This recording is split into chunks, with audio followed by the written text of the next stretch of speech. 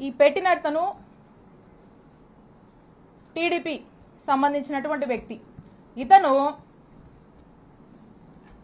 ఇతను ఈ కథకి వీళ్ళని ముందుండి నడపడానికి గల కారణం ఒక డైరెక్టర్ ఉన్నాడు.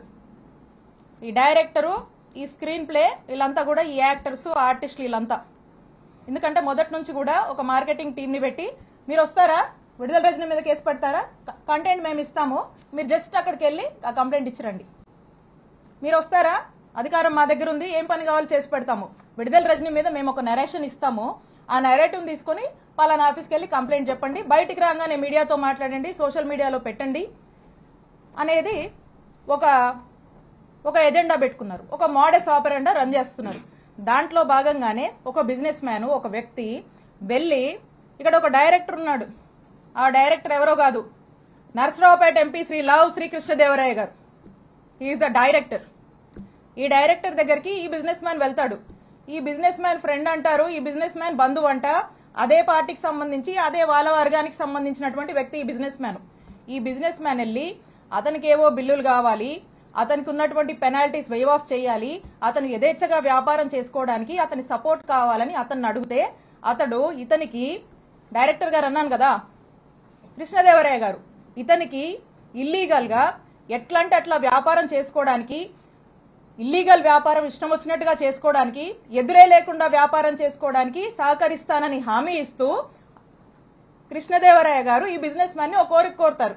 ఏంటంటే, నా టార్గెట్ విడుదల రజనీ, ఈ విడుదల రజనీ మీద తన్ని డిఫేమ్ చేయాలి, తన మీద ఏదో ఒక కంప్లైంట్ పెట్టండి, తన్ని డిఫేమ్ చేద్దాము, కంప్లైంట్ పెట్టించడము, ఆ పైన ఫాలో అప్లు వ్యవహారాలు మొత్తం నాది బాధ్యత, మీరు అలా కంప్లైంట్ పెట్టి నేను చెప్పిన ఆఫీస్కి వెళ్ళి ఇచ్చేసి మీరు ఇంట్లో కూర్చోండి మెలకుండా, నేను నడుపుతా అని చెప్పి మీ బిజినెస్లు నడిపిస్తా అని అతనికి అభయం ఇచ్చి వెనకుండి ఈ విధమైనటువంటి దారుణమైనటువంటి ఇల్లీగల్ కేసుని నా మీద, మా స్టాఫ్ మీద, మా మరిది మీద పెట్టించినటువంటి ప్రయత్నం చేశారు.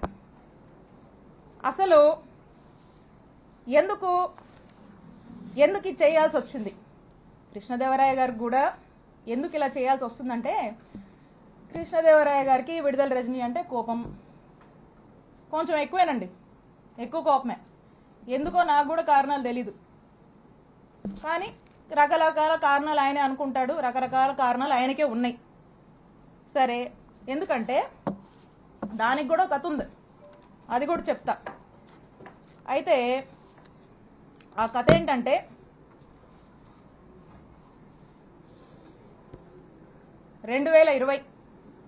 వైఎస్ఆర్ కాంగ్రెస్ పార్టీ అధికారంలో ఉంది. సెప్టెంబర్ 2 వైఎస్ఆర్ గారు వర్ధంతి. ఆ రోజున గురజాల సర్కిల్, ఆ రోజున కరెక్ట్ సంవత్సరంన్నర అయింది మేము అధికారంలోకి వచ్చినప్పుడు కృష్ణదేవరాయ గారు ఏం చేశారంటే, అతనికి ఎందుకో గాని నా మీద ఎందుకు కోపమో ఏంటో ఆ భగవంతుడికే తెలియాలి, ఆయనకే తెలియాలి కారణాలు. అతని కోసం, అతని గ్రూప్ కోసం, అతను ఇక రకరకాలు ఉంటాయిలేండి. సరే, ఆయన ఏం చేశారంటే,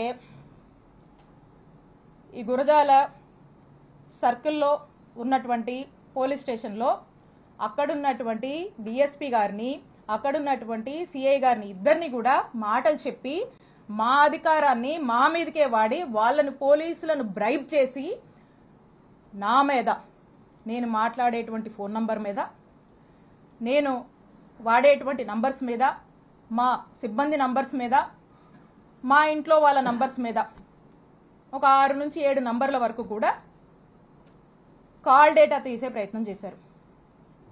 కాల్ డేటా తీయాలంటే ఎఫ్ఐఆర్ కట్టాలి, వీటి మీద ఎఫ్ఐఆర్ కట్టి, ఈ సర్కిల్లో ఎఫ్ఐఆర్ కట్టి ఈ కాల్ డేటా తీశారు. ఇది ఈ రోజున నేను ఎందుకు చెప్తున్నానంటే, మేమిద్దరం ఒకే పార్టీలో ఉన్నాం. ఇది మేము అధికారంలో ఉన్నప్పుడే జరిగింది, అప్పుడు నేను ఎమ్మెల్యేని. అప్పుడు జరిగినటువంటి విషయము నేను ఏ రోజు కూడా ఈ విషయాన్ని చెప్పే పరిస్థితి నాకు రాకూడదని నా మనసులో ఎప్పుడు అనుకుంటూ ఉండేదాన్ని. కానీ ఈ రోజున నేను ఏ తప్పు చేయకపోయినా, ఈ రోజున నన్ను బాధ పెట్టి, నా కళ్ళల్లో ఏదో కన్నీళ్లు చూద్దామని, నన్ను ఇబ్బంది పెట్టి హింసిద్దామని చెప్పి ఈ రోజున వరుస పెట్టి నన్ను టార్గెట్ చేస్తూ నన్ను ఇబ్బంది పెడుతున్నప్పుడు చెప్పక తప్పట్లేదు కాబట్టి ఈ రోజు నేను చెప్తా ఉన్నా. ఆ రోజున మేము ఒకే పార్టీలో ఉన్నాము. వైఎస్ఆర్ కాంగ్రెస్ పార్టీ ఇంటిగ్రిటీ కోసం నేను ఆ రోజు నోరు విప్పలేదు. ఈ రోజున కూడా నేను చెప్పాలనుకోలేదు, కానీ చెప్పే పరిస్థితులు ఏర్పడ్డాయి కాబట్టి నేను చెప్తా ఉన్నాను. ఒకసారి ఆలోచన చేయండి. ఒకే పార్టీకి సంబంధించినటువంటి ఎంపీ, అక్కడున్నటువంటి ఒక బీసీ మహిళ, ఒక ఎమ్మెల్యే మీద కాల్ డేటా తీస్తారండి? కాల్ డేటా అనేది ఒక వ్యక్తి ప్రైవసీకి సంబంధించినటువంటి విషయం. నా ప్రైవసీ అంటే నా జీవితం, నా వ్యక్తిగత జీవితంలోకి రావాలనేటువంటి ఎందుకంత నీచపు ఆలోచన వారికి వచ్చిందో నాకు తెలీదు. నేను ఒక్కసారి అడుగుతా ఉన్నాను, ఈ రాష్ట్రంలో ఇంతమంది అన్నల్ని, తమ్ముళ్ళు ఉన్నారు. వాళ్ళని నేను అడుగుతా ఉన్నా, ఒక్కసారి ఆలోచన చేయండి. మీ ఇంట్లో ఒక ఆడపిల్ల ఉంటే, మీ భార్య అయినా, మీ చెల్లి అయినా, మీ అక్క అయినా, మీ ఇంట్లో ఉండే ఆడవాళ్ళ కాల్ డేటా ఎవరన్నా తీస్తే ఏంటండి? మీకెంత బాధ అనిపిస్తుందండి? మీకెంత కడుపు కాలుద్దండి? అలాగే మీరు కాల్ డేటా తీసినప్పుడు నా కుటుంబ సభ్యులు కూడా అలాగే ఫీల్ అయ్యారు. ఇంత నీచుడా కృష్ణదేవరాయలు అని చెప్పి అందరూ ఫీల్ అయ్యారు. ఇది మా అధిష్టానానికి తెలుసు, మా పార్టీలో ఉన్నటువంటి పెద్దలకు తెలుసు, అప్పట్లో ఉన్నటువంటి మా పోలీస్ అధికారులకు కూడా తెలుసు. కానీ ఎప్పుడు బహిరంగంగా ఈ విషయాన్ని నేను బయటికి చెప్పే ప్రయత్నం చేయలేదు. ఇది జరిగినప్పుడు మా నాయకుడు జగన్మోహన్ రెడ్డి గారికి ఇంత మీన్ మెంటాలిటీ ఉన్నటువంటి ఈ వ్యక్తి ఈ విధంగా నన్ను ఇబ్బంది పెట్టి ఈ విధంగా చేశాడు అని చెప్పి, కాల్ డేటాలు తీస్తాడా అని చెప్పి నేను మా ముఖ్యమంత్రి గారికి షేర్ చేసుకున్నప్పుడు, 4 గోడల మధ్య జరిగినటువంటి విషయం. మా ముఖ్యమంత్రి గారు మహిళా పక్షపాతి, మహిళలంటే ఎంతో గౌరవం, 2 ఆడపిల్లల తండ్రి.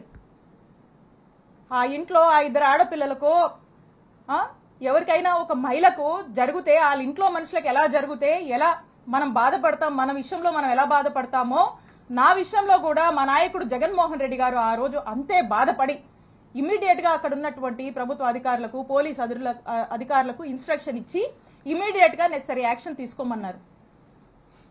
ఇమీడియట్ గా నిమిషాల్లో ఆ రోజు ఇక్కడ పనిచేసినటువంటి డిఎస్పీని, ఇక్కడ ఉన్నటువంటి సిఐని పిలిచి పోలీస్ అధికారులు మాట్లాడితే ఆ పోలీసులు ఏం స్టేట్మెంట్ ఇచ్చారండి? Upon the pressure of honourable MP Narasaraopet Lavu Krishnadevarayalu, upon his instructions మేము ఇది తీయాల్సి వచ్చింది అని చెప్పారు. నిమిషాల్లో సస్పెండ్ అయ్యారు ఆ పోలీసులు. ఇది చాలా మందికి తెలుసు. ఇదేదో వీళ్ళేదో కట్టుకదల్లి నా మీద ఏమాత్రం కూడా పస లేకుండా, సబ్స్టెన్స్ లేకుండా నా మీద ఏదో కేసు పెడితే నేను మాట్లాడట్లేదండి. నేను ఇదిగోండి ఆ ఎఫ్ఐఆర్ కాపీ కూడా ఉంది. మా నంబర్ల మీద తీసినటువంటి ఎఫ్ఐఆర్ కాపీ ఇది కూడా ఉంది, ఎవిడెన్స్. అక్కడున్నటువంటి డిఎస్పీ, అక్కడున్నటువంటి సిఐ సస్పెండ్ అయ్యారు. అది అందరికీ తెలుసు. నేనేదో మీలా కట్టు కదలల్లి ఏదో మాటలు చెప్దామని రాలా. ఇది ఇంత నీచమైన నిజ స్వరూపం లావు కృష్ణదేవరాయలు.